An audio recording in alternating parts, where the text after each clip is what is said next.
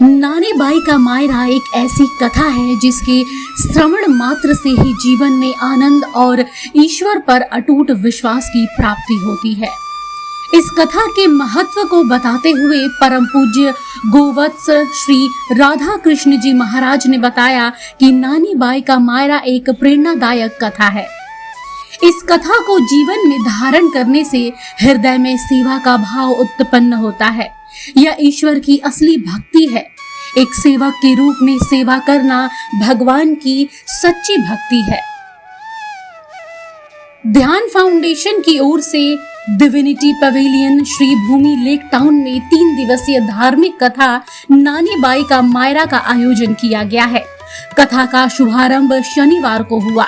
कथा सुनने के लिए बड़ी संख्या में श्रद्धालु सभागार में पहुंचे थे। कथा व्यास की गद्दी राधा कृष्ण जी महाराज ने कहा, इस धरती पर वृष्टि गाय की कृपा से होती है। गाय सुखी है तो हम सुखी हैं।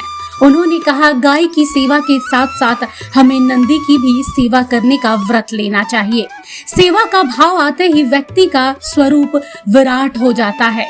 उन्होंने कहा, गौ भक्तों से अपील है कि श्रावण मास में भगवान शिव को प्रसन्न करने के लिए गौ ग्रास के साथ साथ नंदी ग्रास भी निकाले।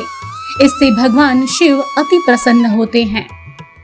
कथा के माध्यम से उन्होंने भगवान कृष्ण का गुणगान किया और एक से एक मधुर भजन सुनाए, जिसे सुनकर हर गौ भक्त भक्ति के रस में डूब गया।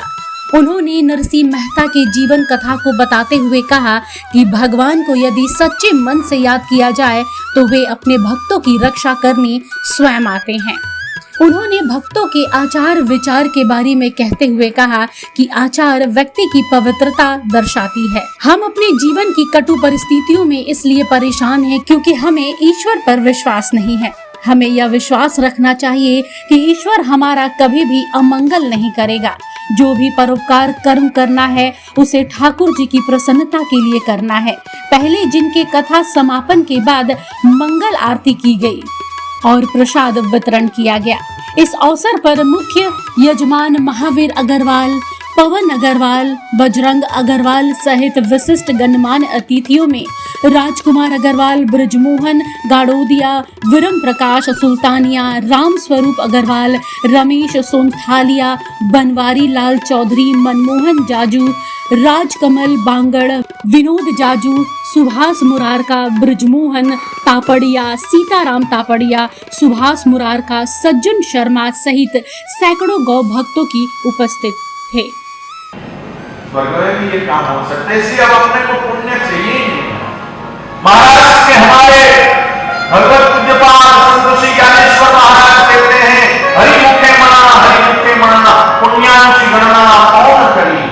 मुख से हरिनाम लो, हरिनाम लेने वाले के पुण्य इतने बढ़ जाते हैं, उसकी गणना करने के लिए यमराज पलक से हाथ में बिठाना पड़ता है। इसके पुण्य गिनो।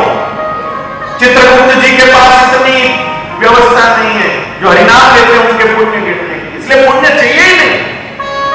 अगर हो हमारे खाते में तो और कोई लो, जिसको चाहिए वो लो। पुण्य के लिए नहीं। अब पुण्य हुआ, पुण्य का टॉपिक क्लोज करो भाई, पुण्य का चैप्टर क्लोज करो। अब बस प्रसन्नता, प्रभु की प्रसन्नता के लिए हमें करना। हम जो कर रहे हैं प्रभु की प्रसन्नता पाने के लिए। अपने परलोक की चिंता मत करो, अपने परलोक की चिंता मत करो। मैं तो छोटा हूं, मेरी बात तो आप लोग मानोगे नहीं।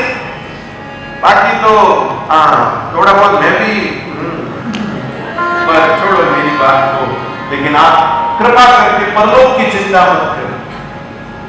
जिसने अपने जीवन में एक बार भी प्रेम से हरिनाम लिया है, नहीं जा सकता वो किसी अधोगति में भैया। अपना परलोक निश्चिंत सुधर गया। आप निश्चिंत रहो भाई, निश्चिंत रहिए। कोई नरक जाने का नहीं है अपना काम।